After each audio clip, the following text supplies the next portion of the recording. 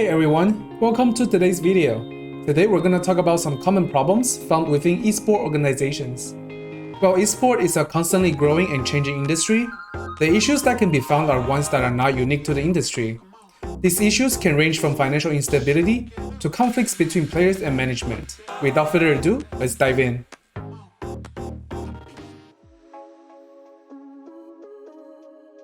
While the love for the game may be what drives esport players and fans, it's important to know that esport organizations and the industry as a whole have one priority, and it's always about the money. Esport organizations' revenue rely heavily on sponsorships and advertising. These are unstable and unpredictable incomes. Additionally, esport organizations can easily overexpend. Equipment, facilities, gathering teams for different esport tournaments, and recruiting content creators for promotions. These are all factors that can lead to overexpenditure and financial instability.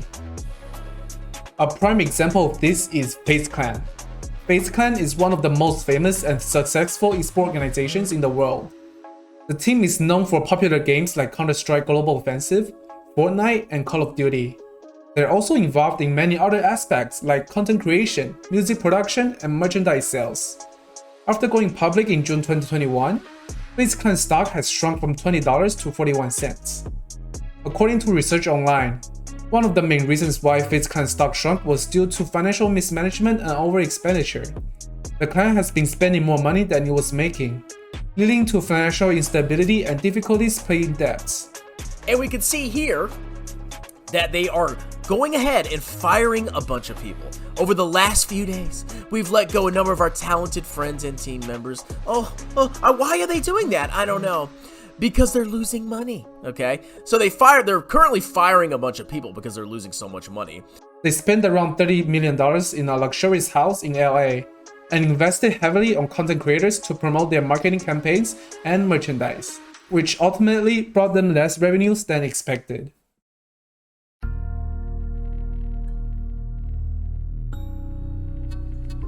Another issue that esport organizations face is how players' behavior outside of the tournaments affects organizations' image and reputation. When one of the most famous Twitch streamers now, XQC, was a pro player for Team Dallas Fuel back in January 2018. His public actions caused controversy and negative publicity for the team. XQC was punished for spamming the tryhard7 emote in Twitch, an offensive language directed at casters and fellow Overwatch League players on his personal stream. It's a situation like this that, if more severe, can lead to a decrease in sponsorships and fan support, and thus can be detrimental to the organization's revenue and reputation. Up to the fucking enemy bench of some dude that has like a broken arm says, "Get fucked! Outplayed, dude! I smoked you, dude!" No, you didn't smoke shit. No, shut your fucking mouth, go back there, suck a fat cock. I mean, he would like it, but... So many games ahead.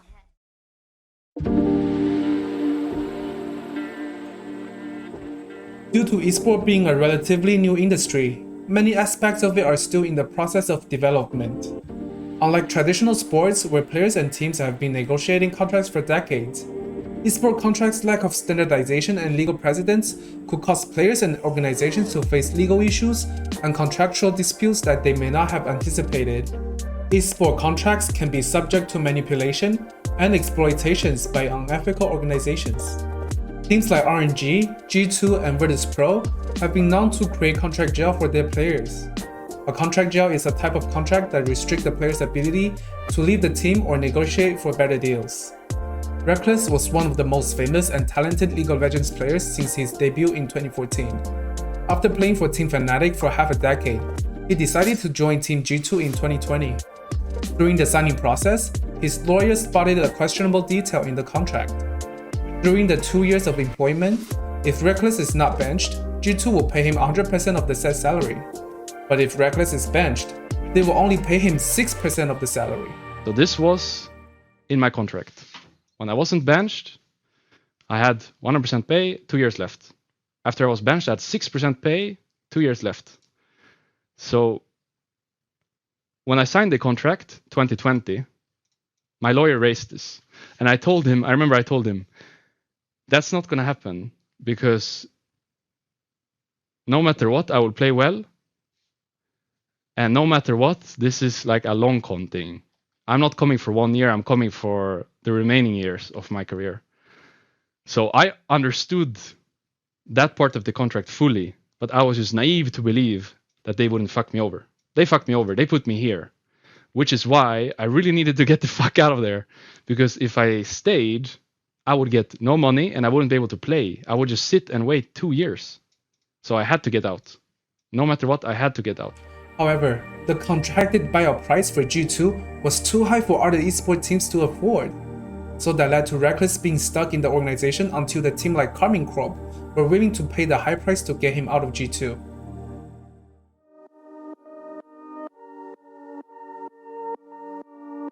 Another common problem that esport organizations face is conflict between management and fans. This almost always happens because of differences in opinion on how the team should be managed or who the fans want to see versus what the management thinks will be best for the team. An example of this is T1 and their 2020 roster head coach Kim. Coach Kim had talked about the amount of harassment and destructive criticism that he had received and potentially could have led to departure from the team. This came about because of the decision to replace superstar millionaire Faker with rookie closer for the remainder of the qualifying matches before playoffs. He received many negative comments and slights from the fanbase and spectators, with people saying things like, "If you don't start Faker for the match, you can just go kill yourself." The voices and criticism of the fanbase got so extreme that CEO Joe Marsh had to step in and give a statement regarding the consequences happening as a result of the decision. In the statement, he said, "As our increasingly digital world makes T1's players and personnel more accessible, we can no longer remain silent regarding the rising online harassment and violent threats directed at our team. If the onslaught of violent virtual attacks continues, we will explore legal actions to put an end to it."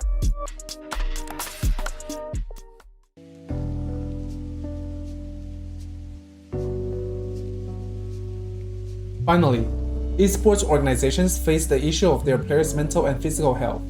Esports can be a high-pressure environment, and players can experience mental health issues such as anxiety and depression. Physical health issues can also arise, such as repetitive strain injuries. An example of this is EG player Danny, who was argued to be the future of North American AD carries as he had proven himself to be quite capable in multiple matches and able to go toe-to-toe with some of the best AD carries on the international stage. Unfortunately, Danny had to take a break from competitive play due to mental health issues. At the start of September 2022, EG announced that Danny would be stepping away from the roster to focus on his mental health. The talented AD carry also confirmed in a recent social media post that the pressure of being an esport pro has overwhelmed him to his breaking point. Now, Danny has officially retired and has gone into content creation. Esports organizations need to prioritize their players' health and well-being to prevent physical and mental burnout.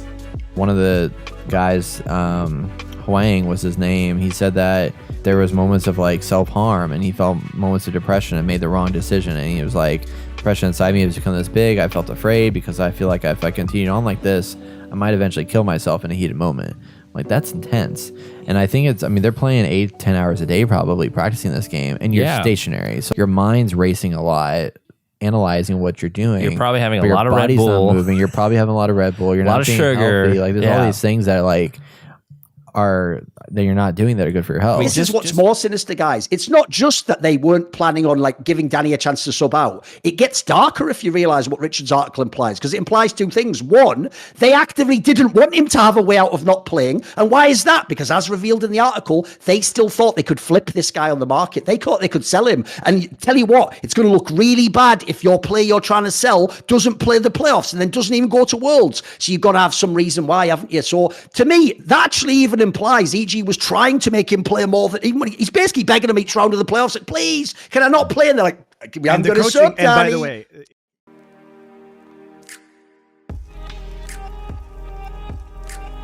So there you have it, folks. Those are some of the common problems that esports organizations face. Esports organizations need to be proactive in addressing these issues to ensure their continued success. We hope you enjoyed this video, and if you have any other problems that you'd like us to cover in the future videos, let us know in the comments below. Thanks for watching.